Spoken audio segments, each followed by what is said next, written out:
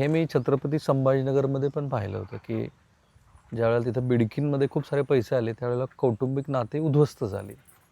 हे अनेक ठिकाणी होतं की जेव्हा खूप पैसा येतो अचानकपणे तेव्हा लोक त्यांची नियत फिरते. साहजिक आहे. ह्याही प्रकरणात असं दिसतंय. नाना वय किती? वय हा 93 जवळ 93. कवा घेतली होती जमीन? जमीन कवा घेतली? 70 वर्ष झाली अंगा असं ताब्यात कुणाचे आहे 70 वर्षापासून? आमच्या आतापर्यंत आहे ना. ती माणसं म्हणाली दुसरी तुम्ही घेतली म्हणून हा व्यवहार नीट केला नाही म्हणतायत ती माणसं. कोण म्हणतं व्यवहार? समोरची माणसं कोण म्हणतं व्यवहार नाही केलेला व्यवहार? नाही का? ठीक आहे. तुमच्या लक्ष समोरची काही सांगते हा खरेदी करते आमच्याकडं. आता शिंदे मला अधिक सांगा. वहिवाट आहे आमची आज. 58ला व्यवहार झाला का? कधी झाला हा व्यवहार? 58ला झाला. तुमचं त्यांना पूर्ण नाव सांगा जरा. विलास रामचंद्र शिंदे हे तुमचे वडील. हे आमचे वडील. 58ला पहिला व्यवहार पहिला झाला. व्यवहार झाला. कसा झाला पहिला व्यवहार? ते नाही सांगता यायचे. जे काय असेल तो व्यवहार झाला. आम्ही त्यांना पेमेंट दिलं. त्यांनी त्याच दिवशी आम्हाला ताबा दिला. 58ला 58 ला. 1958. 1958 पुढे ताबा दिला. त्याच्यानंतर ती जमीन होती सरकारी आकारपड. सरकारी आकारपड जागा असल्यामुळं ती आम्हाला खरेदी करताना आली. सरकारचं नाव होतं सातबाऱ्यावरती. कशामुळे? सरकारचं नाव होतं पाटील इनाम होतं. इनामाची जमीन. इनामाची जमीन. बरं बरं. हां त्यानंतर आपण जे पेमेंट दिलं त्याच्यामध्ये त्या समोरच्या पार्टीने ते पेमेंट 26% रक्कम भरली सरकारला आणि सातबाऱ्यावरती आले. ही केव्हाची गोष्ट आहे? एक 77च्या आसपास. ओके बरं. मग पुढे? ते पेमेंट दिल्याच्या नंतर ते सातबाऱ्यावर आले आणि ज्या माणसाकडनं आपण पेमेंट केलं ते मैत झाले. मैतानंतर फेरफारला समजा चौघांची नावं लागली की हे वारस आहेत. तर फेरफार खाली सांगतो एकत्र कुटुंब मॅनेजर. मग एकत्र कुटुंब मॅनेजरचं सातबारा एकट्याचंच नाव आलं आणि त्या एकट्याकडनं आपण ती खरेदी घेतली. 1987 साली ती खरेदी घेतली. 4 वर्ष तसेच राहिली. त्यांनी ते 2 भावांनी त्याच्यावरती हरकत घेतली आपल्या त्या सातबाऱ्यावर. 2 भावांचं नाव काय? एक अंकुश शिंदे आणि एक बंडोपंत शिंदे. भावकीच आहे काय तुमची? हा भावकीचं गाव भावकी. हां, ठीक आहे. हां. मग त्यांनी दोघांनी हे घेतलं ऑब्जेक्शन घेतलं. त्याच्यामुळे तो आपला सातबारा 4 वर्ष तसाच राखाडला. सातबारा 4 वर्ष राखाडल्याच्या नंतर गाव पातळीवर त्यांची ती मिटिंग झाली आणि ह्या दोन्ही भावांनी 2 रुपयाच्या स्टॅम्पवरती लिहून दिलं. सदर एकत्र कुटुंब आमचा भाऊ होता. दाखवा आम्हाला. नाही, आता तुमच्या लक्षात येईल मी जे सुरुवातीला म्हणालो की लोकांची आता त्यांची बाजू जी काय असेल त्यांनी सांगितलं मी तेही समजून घेईन. पण आता हा त्यांनी 1987 साली साक्षीदार आहेत कृष्णा शिंदे. ती त्या दोघांनी खरेदी ठीक केली. आहे. दुसरे साक्षीदार आहेत दुसरे पण शिंदेच आहेत आणि संमती दिले बंडोपंत कृष्णाजी शिंदे आणि अंकुश कृष्णाजी शिंदे यांनी 3/6/1991 आहे की 87 ते 91 87 ते 4 वर्ष 4 वर्ष चालू. हे त्यांची संमती 91ची. 91 मग ती 10 वर्ष आणि ही 26 36 वर्ष झाली जवळ. खरेदी करत मारली. हां सातबाराला तुमचं नाव आलं. बघू सातबारा. हा 91 पासून सातबाराला नाव कधी लागलं? 91लाच लागलं, बघू. लागलं.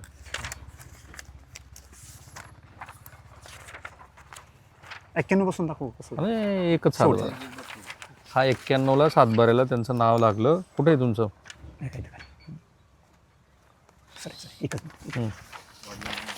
इतर हक्कात कोणी नव्हतं ना? नाही नाही हं? वर्ग 2च राहिली का वर्ग 1? वर्ग एक, वर्ग वर्ग 1. कुठं आहे?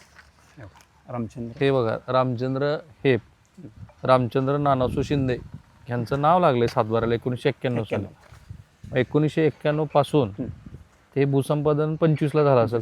23ला 23ला झालं. नाही सॉरी 17ला झालं पण 23ला क्लिअर कट कळलं की कुठल्या जमिनीतून क्षेत्र जात आहे. 2017ला कळलं आपल्याला की इथं रिंग रोड होणार आहे. हित होणार असं माहित नाही. फक्त ह्या गावातून जात आहे. एवढंच कळलं. फक्त एवढंच कळलं. बरं. आणि पहिल्यांदा भूसंपादनाची नोटीस कधी आली? भूसंपादनाची नोटीस 24ला आहे. 2024ला. आणि मग ही पहिली शिंदे कुटुंबाने तक्रार कधी दाखल केली? ही नोटीस आल्याच्या नंतर ह्या जमिनीतून रस्ता जातोय त्याच्यानंतर. ही कमाल आहे लोकांची. आपणच 91 साली दिलेली संमती म्हणू आपण त्याला. ती संमती 2024 पर्यंत पुन्हा जाग नाही आली त्यांना. बरोबर. 2024ला त्यांनी कोर्टात गेले. काय म्हणून गेले? की आमची जमीन येते तुम्हाला एकाच भावाने ऐकली आमचा काय आम्ही काय त्याला सहाय्य नाही केल्या की बाकीची शर्त हे त्यांना दाखवलं नाही का तुम्ही? दाखव ना कोर्टात. ह्याचे निकाल 10 निकाल आपल्या बाजूने. बघू निकाल. एकाची कॉपी त्याची समरी वाचून दाखवतो. म्हणजे फक्त तुम्ही एक लक्षात घ्या तिकडे शक्तिपीठ पण होणार आहे आणि शक्तिपीठमध्ये किंवा समृद्धीमध्ये जे काही घोळ झाले ते कशा स्वरूपाचे आहेत लक्षात येईल. कोर्टाची ऑर्डर आहे ना फायनल. वाचा. विलंब माफ केला की कोर्टानं. प्रकरण चालू आहे की कोर्टात. विलंब माफीचा अर्ज नामंजूर करा. नामंजूर केला. त्यांचा नामंजूर. हां बरोबर. एवढी वर्ष एखादं सिव्हिल मॅटर हे इतक्या उशिरानं कोर्टात दाखल नाही होऊ शकत. प्रस्तुत अपील विलंबाच्या मुद्द्यावर फेटाळण्यात येत आहे. खर्चाबाबतचा आदेश नाही. सदर निर्णयाची अंमलबजावणी अपील कालावधी संपुष्टात आल्यानंतर करण्यात यावी. सदर निर्णयाची समज सर्वांना देण्यात यावी.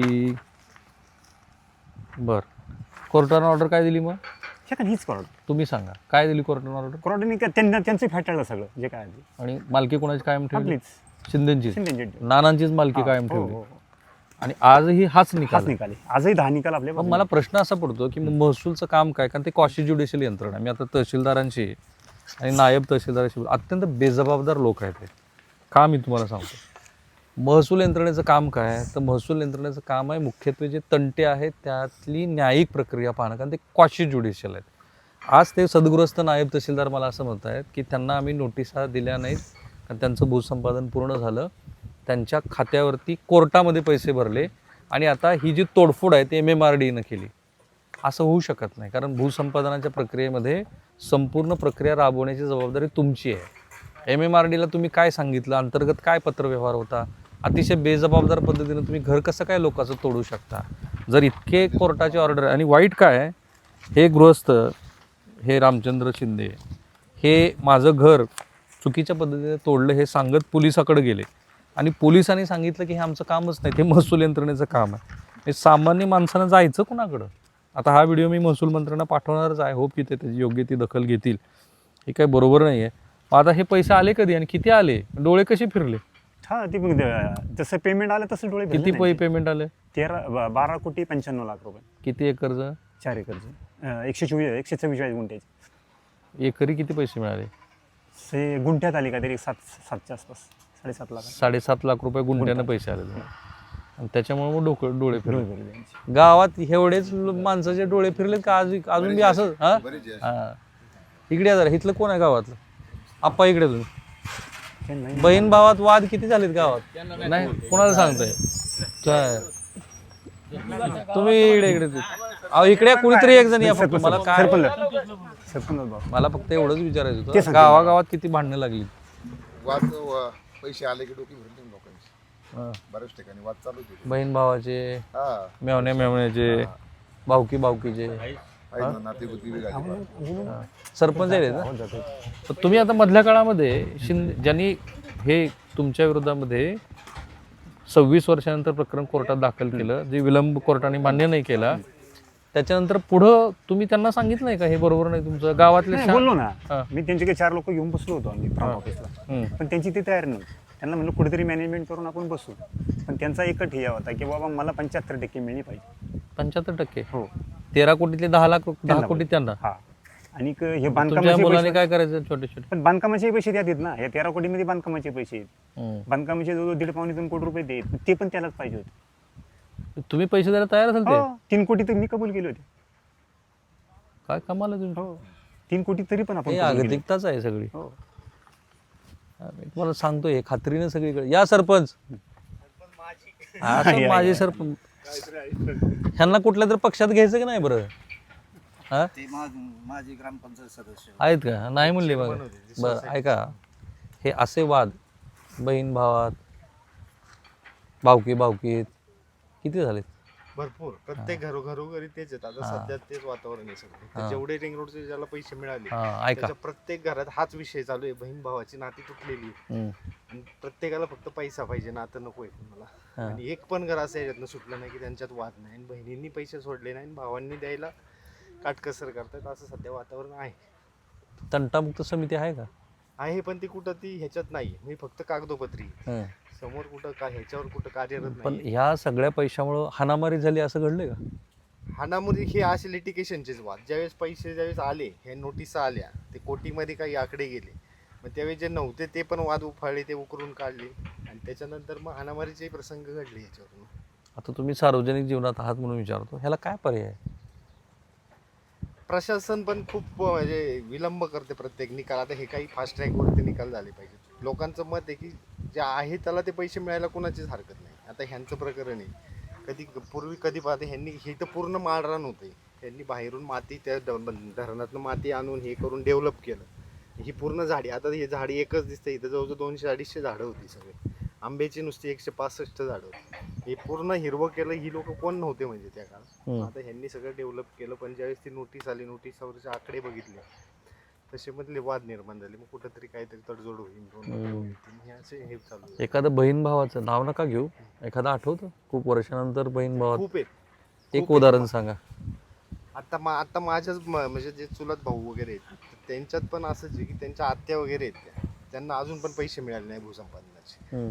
त्यांचा तो आता तो जो घरातला चालक आहे, तर तो त्याला करता त्याला परवा बैलांनी मारलं, त्याच्या पूर्ण 8-9 बरगड्या मोडल्या, त्याचं पूर्ण कुटुंब त्या दुधावरती शेती ह्याच्यावरतीचे त्याच्या बरगड्या मोडल्या, तर तो हॉस्पिटलमध्ये ॲडमिट होता. पण केवळ बहिणींचा आणि तो वाद असल्यामुळे त्याला 1 रुपया मिळाला नाही. त्याचा प्रपंच पूर्ण ह्याच्यावर असताना त्या दिवशी भूसंपादनवाले आले, त्याच्या गायींचा गोठा होता, तो चारा त्याचा काढण्यासाठी त्याची मुलं फक्त त्यांना रिक्वेस्ट करत होती की तो चारा काढून घेऊ द्या मला, आमच्या जनावरांना चारा नाही, मग तुम्ही भूसंपादन करा. पण ते पण त्यांनी ऐकलं नाही. जे तिथं त्यांची ती मुलगी, ती आई, जी त्याचा ते मुलगा, ते सगळे तिथं गेले, तर त्यांना उचलून पिंजऱ्यात गाडीत टाकलं आणि पौडला घेऊन गेले. आणि तो मुलगा, तो जो त्यांचा जो चालक म्हणजे करता माणूस होता, तो हॉस्पिटलमध्ये ॲडमिट आहे. म्हणजे इथे एक तर भूसंपन्नाचा पैसाही मिळाला नाही, काय नाही. इथं ही कंडिशन. आज तुम्ही जर तिथं त्यांच्या घरात बघितलं तर ती खूप असं हे त्यांची परिस्थिती नाही आहे एवढी आहे. कारण मग ते अजून आले का हॉस्पिटलमध्ये का तिथंच आले, आहे? काल सोडले. त्यांचे कमीत कमी 10 सर्वे नंबर त्याच्यात भूसंपन्नामध्ये गेलेले आहेत, पण त्याच्यातला कुठलाच मोबदला त्यांना आजपर्यंत नाही. हे एक झालं. असे खूप आहेत म्हणजे सगळ्या ह्याच्यात. काहींनी तडजोड करून पैसे देऊन ते मिटवून पण घेतलं की घ्या भाऊ, काय हरकत नाही. काहींनी जसं आता हे 3 कोटी रुपये द्यायला तयार झाले होते. हो, ते त्यांची काही चर्चा झाली असतील, मग त्यांच्यात तुमच्या लक्षात आलं असेल की हे कुठल्या लेवललाच गेले प्रकरण.